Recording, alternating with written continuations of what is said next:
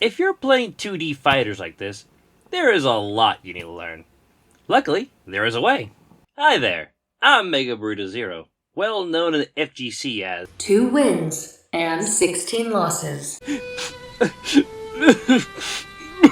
Okay, so I'm not some sort of pro MLG person, but I have been playing fighting games for over 10 years, so I'm confident I have above average understanding of how they commonly work, as well as a good grasp of their functionality. With that being said, I would like to teach the new players who are interested in getting into the FGC scene the common basics of the 2D fighting games. While this tutorial won't cover all the intricacies of 2D fighters, I do hope it would at least shave off some months of button mashing and getting your foot into the know-how of fighting games sooner. So for this video, I hope you're ready, because I'm going to teach you how to play 2D fighting games.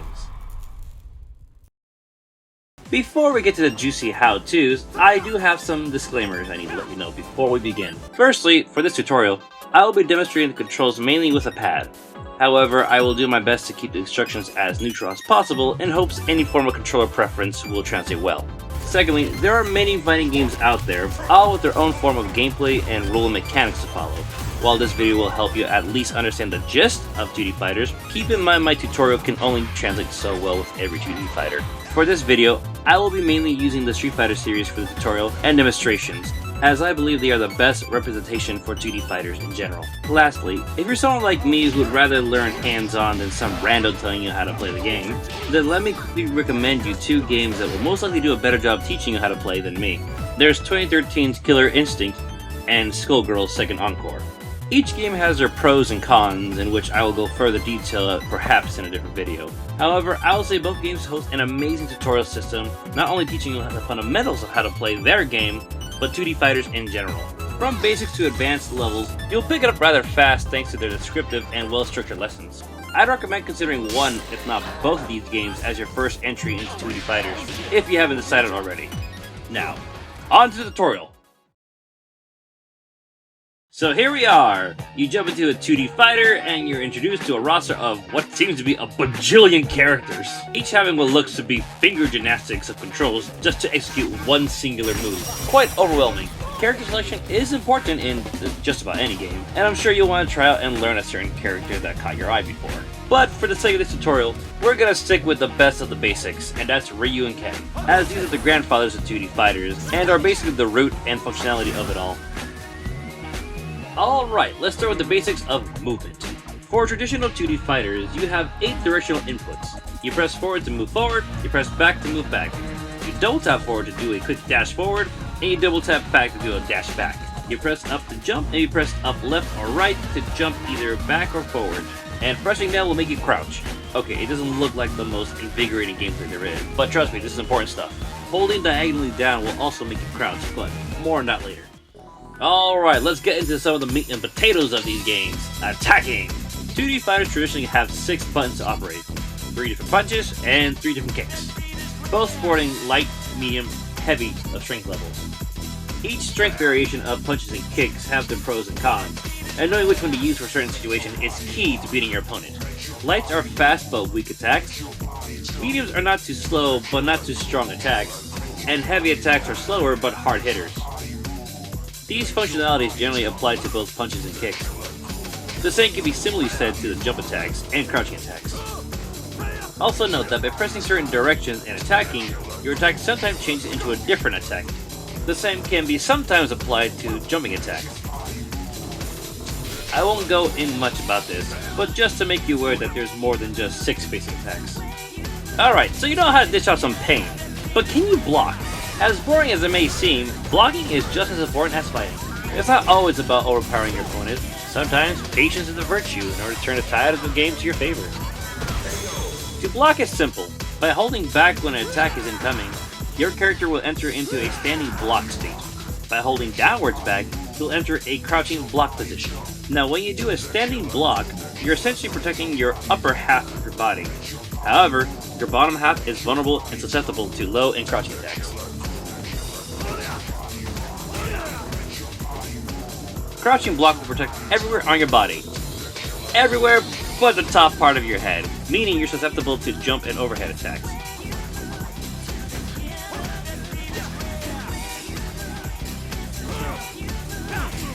Alternating your blocking positions is important in the fights. It's better to keep as much of your health intact as possible to increase your chances of winning, than to see your health drop to 0 in 10 seconds flat, am I right? There are some 2D fighters that let you block mid-air, but keep in mind that a game like Street Fighter does not allow you to block mid-air. A great tool for the blocking game is grabbing. Grabbing is usually initiated by pressing both the light punch and the light kick at the same time. By standing neutrally or pressing forward near an opponent, you will grab and toss him forward. By holding back while grabbing, you will toss them behind you. Blocking is susceptible to grabs. If you want to counter your opponent's throw, you'll have to initiate a grab command around the same time frame they initiate their grab. The timing is tight, so it's best that you predict when they'll grab you. Alright, let's get into some of the more meatier mechanics in 2D fighters, command inputs. By incorporating certain movements and button timing, you'll conduct special moves. Here, we'll start with the Hadoken, or as it's universally known as, the Fireball. Now, to perform a Fireball, here we have your 8-directional left stick. It's best to look at this split in fourths. The Fireball is commonly done with what's referred to as the quarter circle movement. Keep in mind the direction that your character is facing will determine the quarter circle movement direction. If you're Ryu facing right, then the quarter circle movement will be done to the bottom right. If you're Ken facing to the left, then your quarter circle movement will be done from the bottom left. It is important to be aware of the direction you're facing in the fights. For the movement of the quarter circle, it will look like this. A simple down roll up motion and pressing the punch button at the middle right. So you'll press down, roll towards the right up to the middle right, and press punch around that same time you get to midway. Down, roll, punch. All within a fast-like motion. Similar to attacks, pressing different strengths of punches will affect the speed and power of the Fireball. Lights are slow and weak. Mediums are fair in power and speed. Heavy are fast and powerful. Use different strengths accordingly to the situation. Cool, you press one punch and you get that. But what if you press more than one? What will it... Yes! These are referred to as EX moves. By doing the same Fireball movement, but pressing 2 punches instead, you get an EX version. Stronger, faster, and sometimes has unique properties with their attacks. These usually cost some sort of form of special energy bar in order to use them.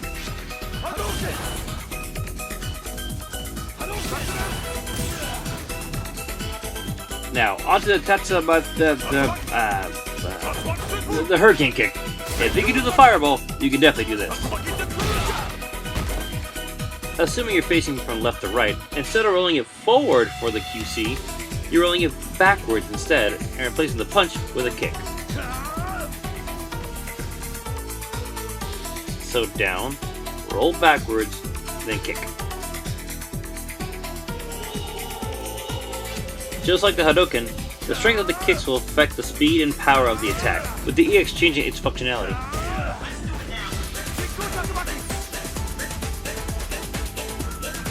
Okay, we are now on to the trickier part of 2D fighters, the Shoryuken or the Dragon Punch.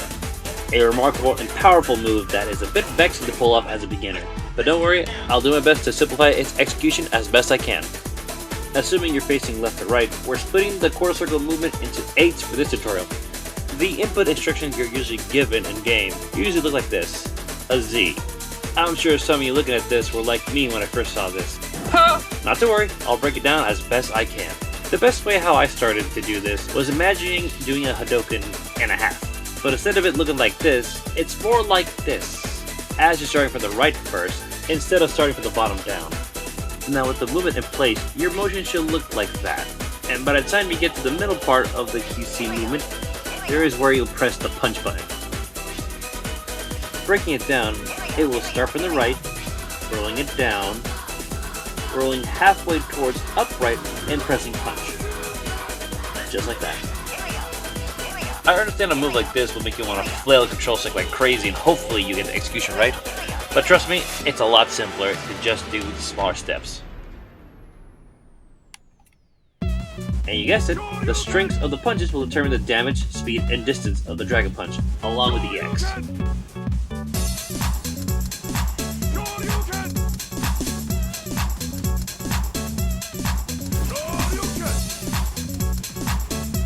awesome. You learned so much and about ready to put your knowledge at the field. So there's one more thing I gotta teach you. How can I teach you about simple command moves and not teach you about supers?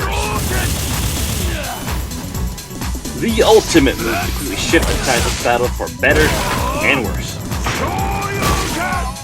They require a hefty amount of certain energy, so be wary of which one of the game you're playing is required to perform them.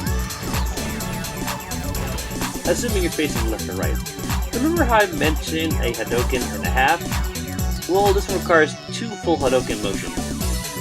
So it will look something like this. With motion in place, instead of pressing an attack at the 8th middle, you'll press it at the right middle, like a Hadoken. The super's execution is remarkably close to that of a Shoryuken. This will take a lot of time and practice to differentiate between using a super and a Dragon Punch. Back in the day, Street Fighter 4 would require you to do 3 punches or kicks for the super, but nowadays, including Street Fighter 6, it has been simplified to a singular button press instead. This is something I implore new players to be cautious of, as a lot of time, your rapid inputs could initiate an unwanted super, causing you to lose your best turnaround move, as well as leaving yourself open for punishment.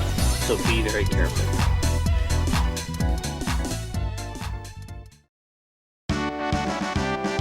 Congratulations! You're winner! You successfully learned all you need to know about 2D fighters. So go! Fight to your heart's content! You're the best, and you'll never lose! But we all know that's not fully true. There is one last lesson I need to teach you before you go. If you have gotten this far in this tutorial, I would like to express how proud I am. I hope that this video has at least gotten your foot out the door and into fighting games in general. However, as we all know, in these kind of games, there are winners and there are losers. And sometimes, that loser is you. This is definitely not something one should be saying, but I wouldn't feel right neglecting to tell you about the hard truth. And that being the beginning of your journey, you will probably lose a lot. With online being a thing, you will encounter a lot of veterans who had years fermenting in the FGC while you're still green in the scene. I tell you this, not to set you up for failure, but to prepare you for it. It's not going to be easy, and that's okay. It's just the trials of being part of the FGC. It's what they say, true defeat isn't getting knocked down, but choosing not to get back up. And that's crucial to being a better player. Make mistakes, take some L's, just don't give up. I'm not a pro player, but I didn't get good as I am by natural talents. This I promise you. As someone who hates losing, you will get better through failure. Sometimes it takes maybe a loss or two to pick up a few tricks. And most importantly, have fun. Who knows, maybe someday in the future, we'll be seeing you on the big stage.